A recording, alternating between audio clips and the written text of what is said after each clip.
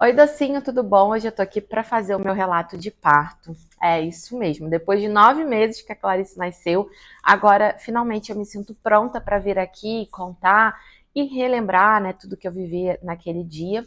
E eu acredito que esse relato ele pode servir para outras mães ou para outras mulheres que estão pensando em engravidar ou que estão passando nesse momento por uma gestação e por um quadro de pré-eclâmpsia. Então, acredito que muitas das informações que eu vou compartilhar aqui, apesar de ser a minha experiência pessoal, pode ajudar de alguma forma vocês. No dia 7 de novembro de 2024, eu acordei, era uma quinta-feira, eu achei que ia ser só mais uma quinta-feira, eu já estava com 35 semanas, eu sabia que meu parto teria que ser adiantado para 37 semanas por conta do quadro de pré-eclâmpsia. Não necessariamente ia ser uma cesárea, mas eu teria que fazer a indução do parto. Então eu sabia que estava chegando ali, estava muito perto. A gente tem intuição, né? A mulher tem intuição. Eu lembro que eu comentei com meu marido, falei, cara, eu não vou chegar a 37. Eu não sei, eu tô com um pressentimento.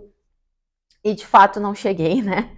Eu lembro que eu finalizei a mala da Clarice ali com 34 semanas. Eu fiz a minha mala, porque eu pensei assim, a qualquer momento essa pressão vai subir e eu vou ser internada e o parto vai ser imediato, porque ela já tá viável, né? Eu lembro que quando eu passei 30 ou 32 semanas, ou 34, já nem lembro mais, a médica falou, olha, se por acaso o parto acontecer, é óbvio que ela vai nascer prematura, mas os riscos são bem menores, então fica tranquila e tudo mais, só que óbvio que a gente não fica tranquila, né? No dia 7 de agosto eu acordei, medi minha pressão, tava ali 13/9, ok, dentro do quadro, só que na hora do almoço comecei a sentir um leve mal-estar, muito sono, muita indisposição, e me veio para medir a pressão, né?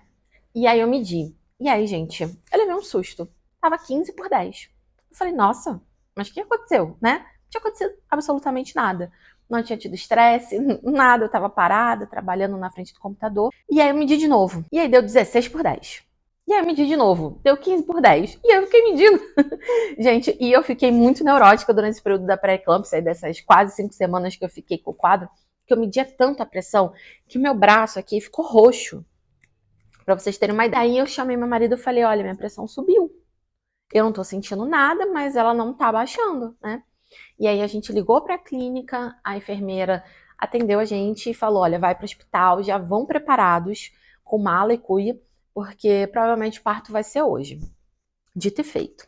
Confesso pra vocês que no momento eu falei, talvez não seja hoje não, acho que chegando lá, minha pressão vai normalizar, elas vão me manter internada até 37 semanas e tudo, mas eu fui preparada, né? Já tava com a minha malinha. Meu marido, eu falava pra ele, olha, faz a sua mala, hein? Que a qualquer momento Clarice vai nascer. Ele, não, ainda faltam 2 semanas. E aí fui fazer a mala correndo, esqueceu coisas, foi aquele caos. Fiz a mala da Lua, porque a Lua a gente foi deixar na creche e fomos pro hospital. Assim que eu cheguei no hospital, né, já iniciaram o protocolo de pré-eclâmpsia, então eu fiquei com uma pulseirinha especial, já fiquei sendo monitorada o tempo inteiro na emergência. E quando eu cheguei lá, minha pressão já tinha baixado. Tava 13 por alguma coisa. Eu falei até assim, viu, não vai dar nada. Clarice não nasce hoje e tal, né? Elas vão me acompanhar aqui, vai ser só isso. Por quê? Porque eu estava me agarrando a isso, porque eu não queria que a Clarice nascesse do signo de Escorpião. Essa é a verdade, gente. Eu falei, não, eu quero que ela seja sagitariana, como meu pai. Sagitário é um signo muito legal, muito animado, festeiro. Tanana. Não, imagina. Então, na minha cabeça, eu tava ali falando, gente, já tem que chegar até 22, até dia 22, 23, porque vira o signo, e aí vem Sagitário. Mas, enfim, a gente tava lá, fui fazer cardiotoco, aquele exame que vê, né, os batimentos do coração. Fiz ultrassom dela, fiz exame de sangue, fiz tudo. Tava tudo bem comigo, eu só tinha perda de proteína, nenhum outro órgão tava lesionado, tava tudo bem com a Clarice. A Clarice tava, tipo, não sentindo nada, não teve diminuição de líquido amniótico, nada aconteceu com ela, graças a Deus. Mas a minha pressão não normalizava. Então, cheguei lá até com ela baixa, mas logo depois ela foi subindo. Então, ia para 14, depois foi para 15, e eu tomei as medicações que eu podia tomar naquele momento, até que, em determinado momento, a minha pressão não saía de 15. 15 por 10, 15 por 9. E aí eu só lembro da enfermeira chegando lá na emergência, na salinha da emergência que eu tava, e falando assim, ó, a partir de agora é dieta zero, tá? Sem água, sem comida, e é isso. E ali eu comecei a ficar nervosa. Ali eu comecei a ficar nervosa, porque, como eu falei, eu tava me pegando a ideia de que eu ia ficar internada, mas que não ia ser o parto naquele dia, né? E eu tava com sede na hora que ela falou. Eu já ia beber água. E aí eu comecei, ai meu Deus, tô nervosa, tô nervosa. E aí, óbvio, que minha pressão começou a subir. E não parou mais, né, gente? Aí foi pra 16, e ficou 16. E aí voltou a enfermeira e falou: olha, vamos iniciar agora o protocolo aqui da pré-eclâmpsia. Você vai pra UTI. Você tira sua roupa, tira brinco, tira tudo. Bota essa roupinha aqui, já tinha o top e tal, não sei o que lá. E vai subir na maca. Aí eu falei, não, eu vou andando. Não tem problema, eu não tô, né, com dificuldade pra andar. Ela falou, a partir desse momento você não anda mais. Aí eu falei, caraca, o negócio é grave, né? E aí, tipo, meio que cai a ficha, assim, muito de repente, né? Que, nossa. E você vai fazer sulfatação. E eu tinha pavor, gente, pra quem não sabe, quando você tá num quadro, assim, potencialmente, a pré-eclâmpsia tá potencialmente ali, é, não fatal, não é essa a palavra, mas que a qualquer momento pode ser uma eclâmpsia, né? Eles iniciam sulfato de magnésio, que previne a eclâmpsia, né? As convulsões e tudo mais. Só que é uma medicação que você tem que fazer em observação, né, na UTI, e que ela tem alguns efeitos colaterais. Nada assim demais. Hoje eu falo nada demais, mas na hora eu falei, nossa, foi horrível. Mas é uma medicação que dá muito calor. Então, é um calor intenso, né? Então, eu fiquei com medo, né? E tudo mais, de ir para UTI. A única experiência que eu tive em UTI foi quando eu tive diagnóstico de diabetes, né? Que eu fiquei no CTI. E foi uma experiência horrível. Foi um CTI também muito diferente, muito cheio, com muitas pessoas e tudo mais. Então, assim, nesse momento que ela falou, eu já estava em pânico. E aí, tirei minha roupa, botei touquinha, subi na maca. E aí, eu só lembro de ser carregada, assim, né, com as enfermeiras, o Anderson do meu lado, passando, assim, pela recepção, pela enfermaria e todo mundo olhando pra mim. E aí, ele já começou a me dar vontade de chorar. Eu falei, meu Deus, eu vou morrer, porque vai acontecer algo comigo, com a Clarice. E esse foi meu medo durante todo o quadro de pré-eclâmpsia, que eu chorei muito, que eu fiquei muito abatida, porque eu tinha medo de morrer o tempo inteiro. E aí eu cheguei, na verdade eu não fui pra UTI, eles me levaram diretamente pro repouso, ai meu Deus, RPA, repouso pós-anestésico, né, que é do lado da sala do parto. E aí a enfermeira chegou lá e falou assim, ó, sua cesárea tá agendada para 7 horas da noite. Isso era tipo 5, eu não sei, não lembro. E aí eu lembro de olhar assim, hã? Ninguém me falou que eu vou operar já, que eu vou não sei o quê. Cadê minha equipe? Cadê minha médica? E aí foi, gente, tiro, porrada e bomba, entendeu? Aí eu falei, Anderson, já vamos fazer minha cesárea e minha médica não chegou e não sei o que, não sei o que lá, e vai ser hoje, e eu não sei se eu tô pronta, eu nunca tinha feito cirurgia na minha vida, e aí veio um médico que falou assim, agora a gente vai iniciar a sulfatação, fica tranquila, não vai sentir nada, só um calorzinho, e eu falei, ai meu Deus, aí vem a outra enfermeira, coloca a sonda na tua periquita, né, pra você poder fazer xixi, e eu falei, ai meu Deus, isso dói, gente... Não, aí depois eu tava lá, toda aberta, a enfermeira colocando a sonda, vem um médico plantonista do hospital e fala, ó, eu sou fulano de tal, se você precisar de qualquer coisa, eu tô aqui, não sei o que, você pode contar comigo. E eu lá com a perna assim aberta. Tá bom, obrigada. E aí foi um pouquinho mais assim, agitado, porque também tive problemas com a minha equipe que me acompanhava, né, no pré-natal. Eu fiz o pré-natal todo pelo plano de saúde e tem seus prós e contras, né? Então eu não tinha uma obstetra fixa, eu não sabia quem ia fazer meu parto, é um esquema de plantão, né, que a clínica tinha. E aí eu lembro de ligar e tal, a médica foi lá, não me deu muita atenção, a primeira, aí depois que eu subi, né, ali para ficar do lado ali da sala da cesárea, né, já começar a sulfatação, eu lembro do meu marido, ele foi, telefonou e falou, olha, minha esposa vai entrar aqui, eles querem operar, eles não querem esperar vocês chegarem, e aí, quem vai vir? Porque até aquele momento eu já estava 3, 4 horas no hospital e ninguém tinha chegado para ficar comigo, né? E aí rapidamente chegou a médica e teve uma certa confusão ali entre a equipe do hospital e a minha equipe. Por quê? O hospital, eu tive a Clarice na Pramátria, aqui em São Paulo, e eles são muito rigorosos. Eles queriam já fazer de imediato o meu parto, porque a Clarice era viável, estava tudo bem com ela, e também para poder me proteger, né, de uma possível eclâmpsia e tudo mais. Então, para eles ali já era uma resolução rápida. A minha equipe não, queria ver os exames, queria ver se era possível, se dava para aguardar um pouco mais, enfim. Gente, questões de conduta, né? E ali eles chegaram a montar a sala do parto no hospital, né? Eles já tinham montado e falaram para minha médica, ó, tá tudo pronto, vamos lá fazer o parto? E minha médica, não. Primeiro eu quero ver os exames. E aí teve ali um conflito, mas a gente vai ter que desmontar a sala, mas por que esperar? Tudo mais, enfim. Confiei, os exames saíram, eles viram, tava tudo bem. Me deram outras medicações para tentar baixar a pressão. Tomei acho que 3 doses de ataque na veia. E não, a pressão se manteve ali entre 16 e 17. E chegou a 17. Eu entrei para cesárea com 17. Então, ela chegou e falou, Bia, realmente não tem como a gente segurar, a gente vai precisar interromper a gestação hoje, mas fica tranquila, a Clarice está super bem.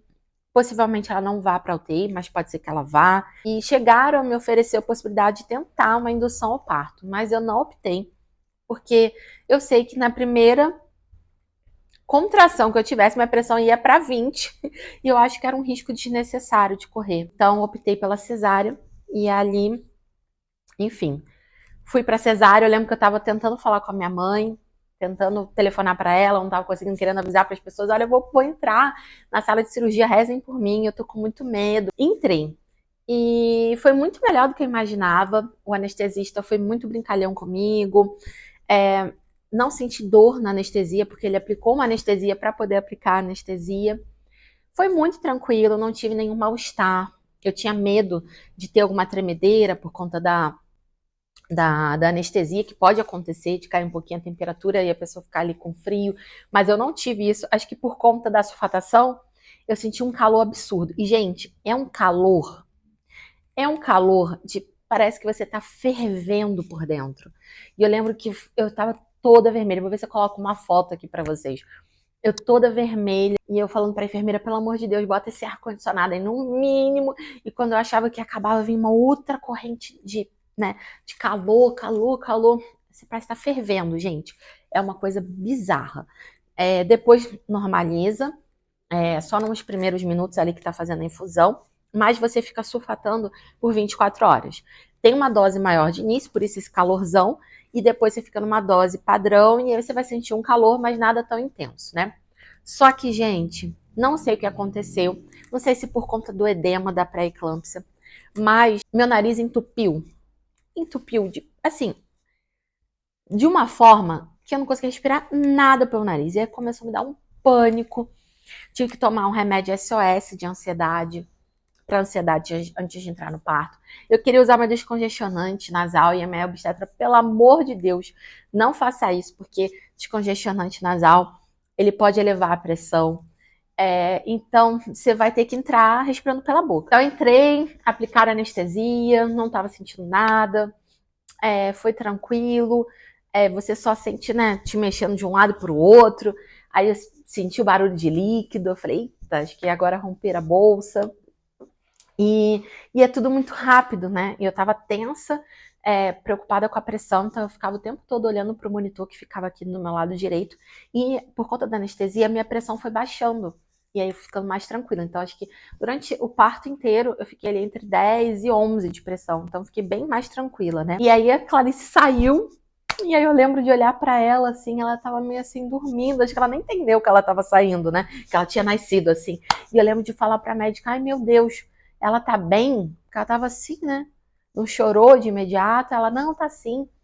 Só que, gente, e aí eu acho que entra um pouco do, como posso dizer isso, um pouco do meu trauma desse parto, porque várias coisas que eu queria que tivessem acontecido não aconteceram. Primeiro que eu queria ter tido parto normal, não foi possível. Segundo, que eu achei que em muitos momentos eu me senti sozinha, né? Tipo, sem ter alguém para conversar comigo. Às vezes as médicas que estavam fazendo meu parto só falavam entre elas. Quando a Clarice nasceu, ela não veio direto para mim, foi direto para as mãos da pediatra, né? E tiveram que aspirar ela, e aí teve ali uma movimentação. Ai, porque ela não tá respirando bem. E aí, por que não trazem para mim, sabe? E foi tudo muito rápido. Rapidamente ela normalizou a respiração. Não precisou ir para UTI, mas mesmo assim eles levaram ela para ficar em observação. E ela demorou a vir para mim, né? Então, primeiro o Anderson pegou e tudo, eu tava vendo assim de longe, né? Depois ela veio para pertinho de mim e eu queria ter ficado com ela, sabe? Eu queria ter tido aquela golden hour, né? Mas infelizmente levaram ela para observação.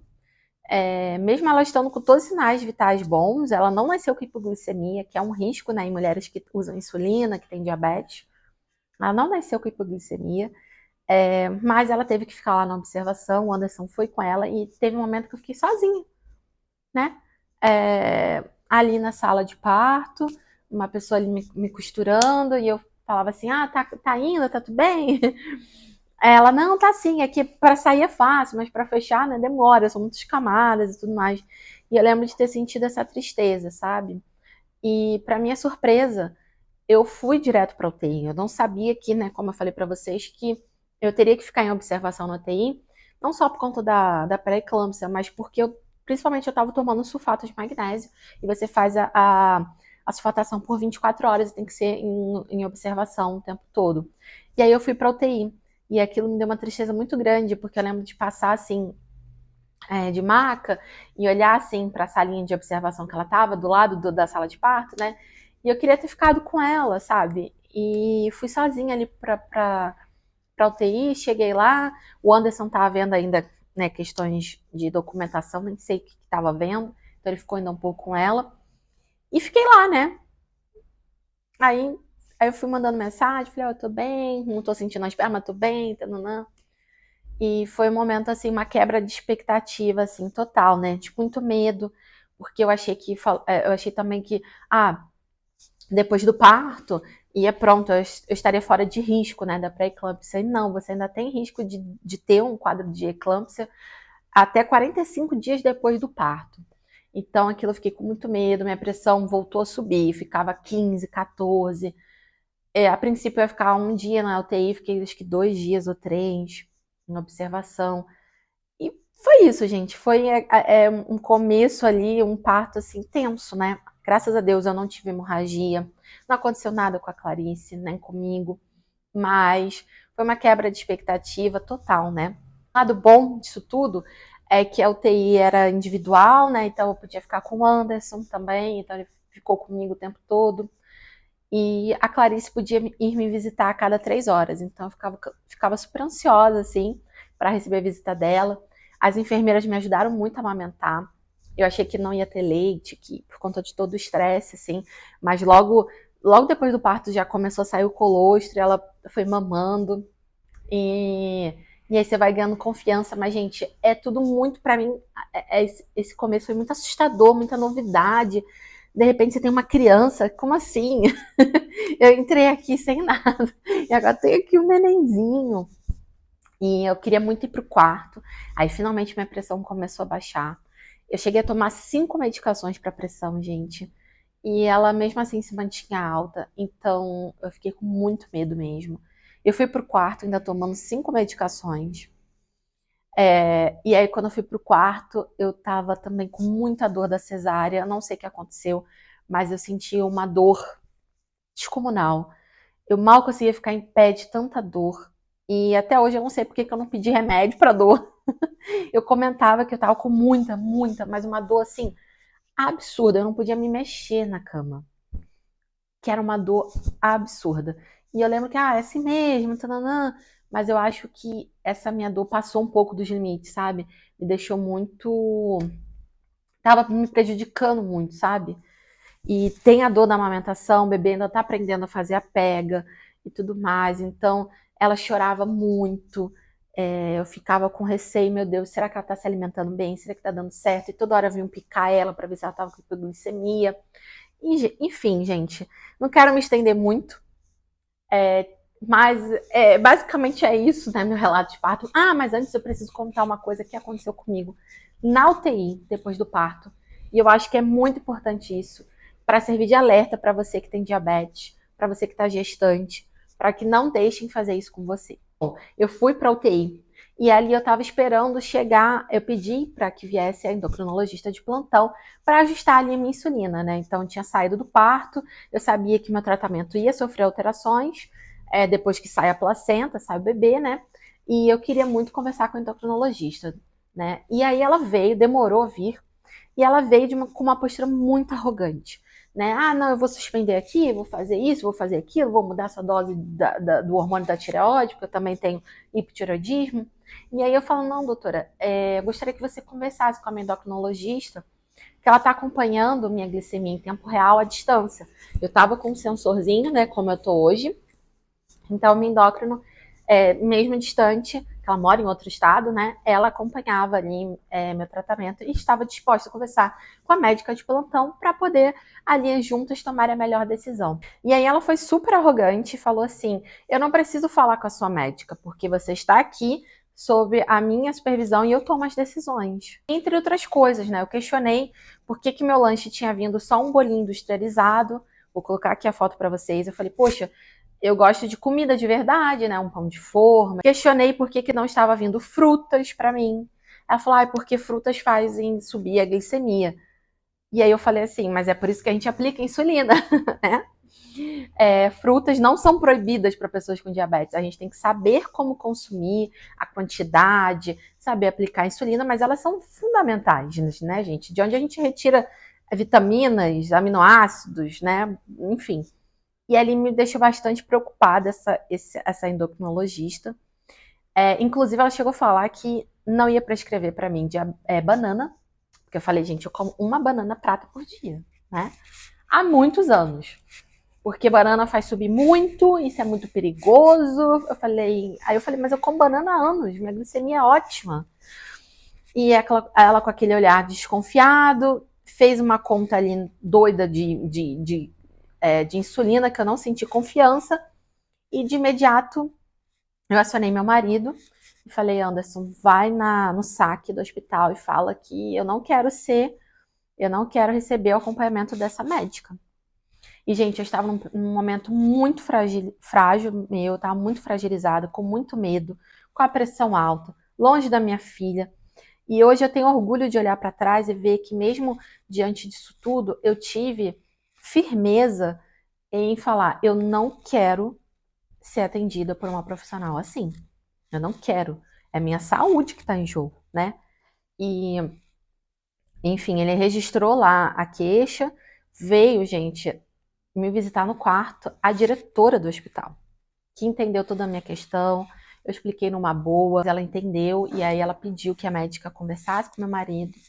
E aí a médica foi lá, conversou com meu marido. Eu não quis mais ver a médica, porque ela me fez muito mal, então eu não queria ter contato.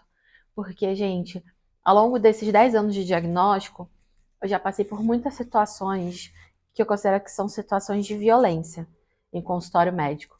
Você chega, o médico mal olha para sua cara, mal ouve a sua história e sai prescrevendo, te trata ali como um boneco, né? Sendo que eu sou uma pessoa, tenho sentimentos.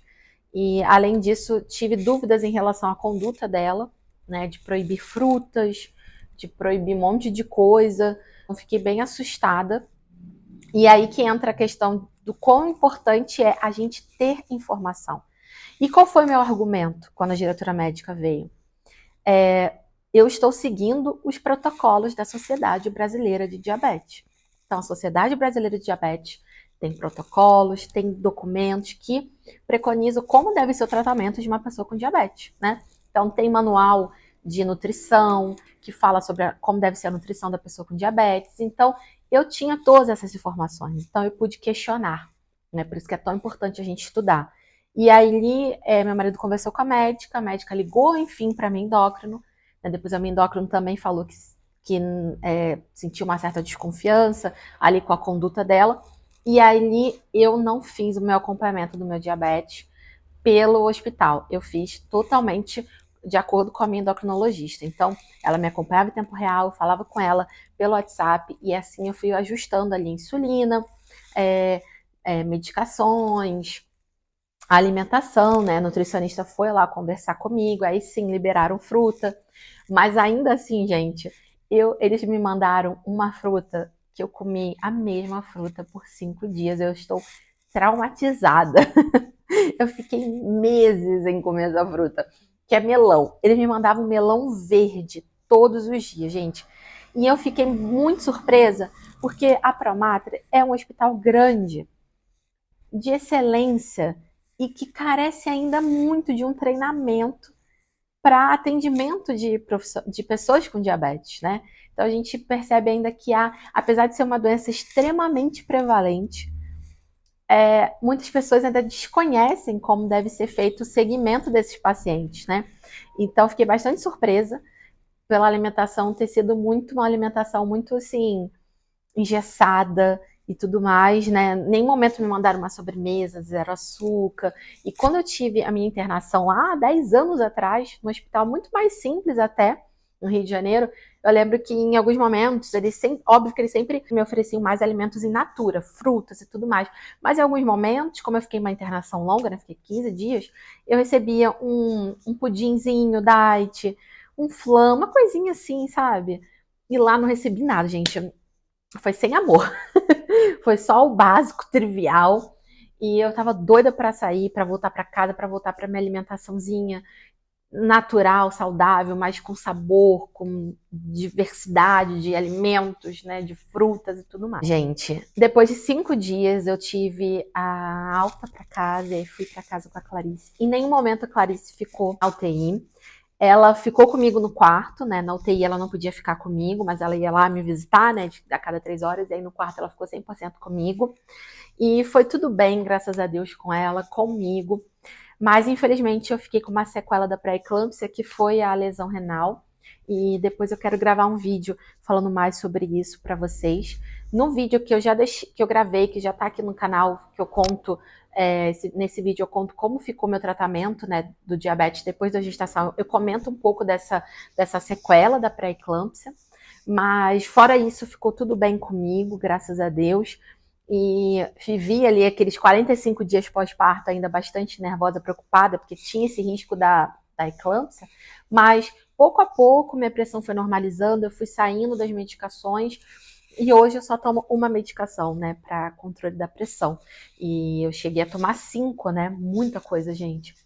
Mas é isso, se vocês tiverem qualquer dúvida em relação a esse relato de parto, comentem aqui que eu volto aqui para contar para vocês. Eu espero que eu tenha lembrado dos principais fatos desse dia. Esse vídeo vai ficar grande, porque não tem jeito, é muito detalhe, muita coisa, mas com certeza alguma coisa eu deixei passar, mas acho que o principal fica aí de mensagem para vocês, de orientação, de vocês estudarem, de se informarem e lutarem pelo tratamento de vocês, não deixarem qualquer profissional tomar as decisões por vocês, né? Então sempre busquem profissionais de confiança, estudem sobre a condição, porque isso vai fazer toda a diferença. Bom, vou ficando por aqui. Um beijo e até a próxima.